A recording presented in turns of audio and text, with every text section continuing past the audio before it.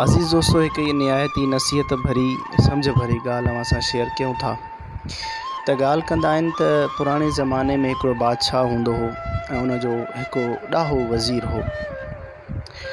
लेकिन अचानक उहो वज़ीर उन बादशाह खे छॾियो वञी जंगलात में वॾे गहरे जंग में वञी रहण लॻो। बादशाह खां इजाज़त वरिताईं, हथ ॿधी बादशाह इजाज़त ॾिनी, पंहिंजो साज़ो सामान खणी वञी हिकु झंग में रहाइश शुरू कई।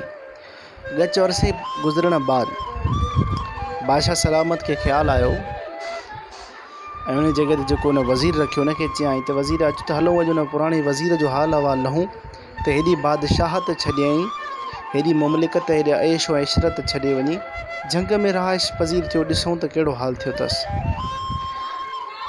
वज़ीर ऐं बादशाह ॿई सवार थिया, ॻोल्हींदा पेच ऐं रस्ता ॻोल्हींदा पुछाईंदा अची उन वज़ीर वटि पुॻा।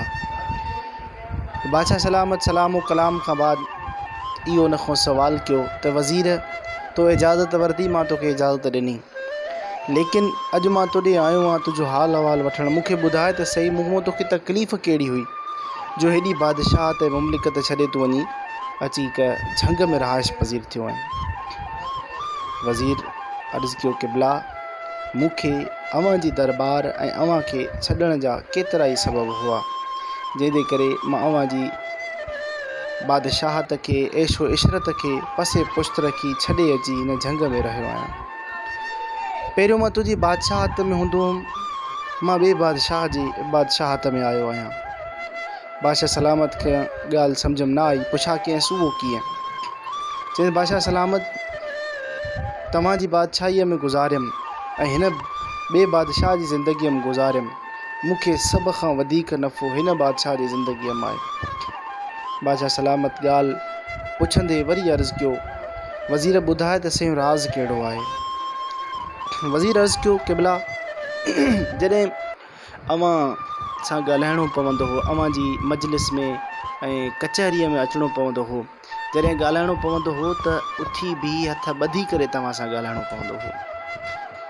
इहो तव्हां जी बादशाहत में, लेकिन जंहिं रब करीम जी मां बादशाहत में आयो आहियां, उन रब, उन बादशाहनि जे बादशाह मूंखे पंहिंजे दरबार में वेहण जी बि इजाज़त ॾेई छॾी आहे त मुंहिंजी दरबार में तूं वेही करे बि मूंसां हम कलाम थी सघे थो, मुंहिंजी इबादत करे सघे थो।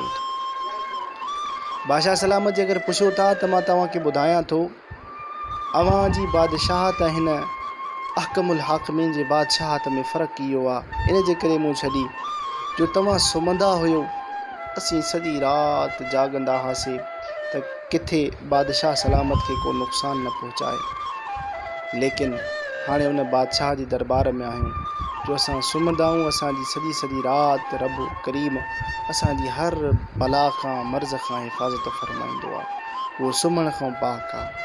बादशाह सलामत, अव्हां खां बाद मूंखे ख़ौफ़ रहंदो हो त अव्हां खां बाद रइयत मूंखे मारे छॾींदी, लेकिन हाणे ख़ौफ़ जी का ॻाल्हि ई नाहे, छो त मां पंहिंजी ज़िंदगी रब जे नाव कई आहे। उन रब मुंहिंजे लाइ मूंखां मरण खां बाद मुंहिंजे लाइ जन्नतूं तयारु करे रखियूं। जॾहिं वज़ीर इहे ॻाल्हियूं ज़िक्र कयूं त बादशाह सलामत लाजवाब थी उहा जॻह छॾियूं, पंहिंजी बादशाहत ॾांहुं वापसि थियो।